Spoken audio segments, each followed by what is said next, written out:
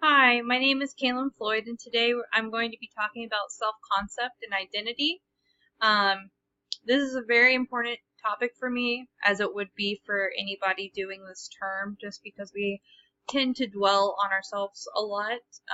This class, Interpersonal Communication at Clark State, has helped me to know the tools and terms to understand myself better. That's the best thing about this course so far. Understanding the different elements of culture and conversation have shaped how I view myself and how I view others. I'm a photographer, so I'm not in every single one of these photos, but all of these photos are mine. I'll set the stage. From birth to 16, I was extremely religious. Um, there was a lot of things that I did as a religious person that I never really considered as rituals, but I did them every single week. So, from the term, repetitive behaviors that are important or interesting, they have to hold meaning for a group or for a group. These things like Sunday service, youth group on Wednesdays, early morning seminary every day before high school.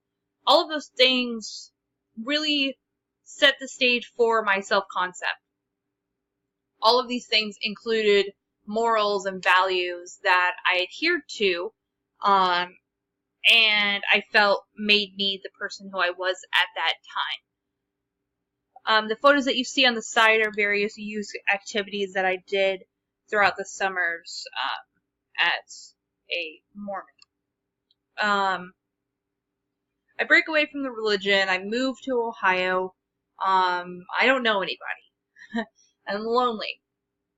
My need for inclusion was at an all-time high. I felt like I needed a group of people that I could talk to, that I could be social with, go and do things, because I was just bored.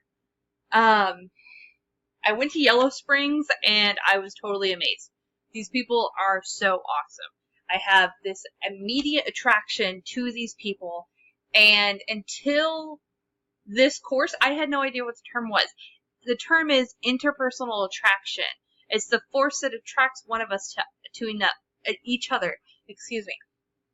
These people let me self-disclose, let me tell them things that I didn't assume that they would know about me without any judgment. And it was fantastic. I've been able to have multiple friendships because of this open honesty. My in-group, the people that I identify with, is mainly my friends and family. I don't have a lot of people outside of that sphere that I really care about, that I really spend a lot of time with. These people have definitely shaped how I view myself. So this is the important one. This is my favorite slide, and it is my final slide. It is learning to love through expressive talk and empathic listening. Yellow Springs taught me how to communicate with people better. Because it is such a positive and love-enforcing place, the emotion in conversation is always there. There's a feeling of attachment and a deep commitment towards these people, which is the definition of love.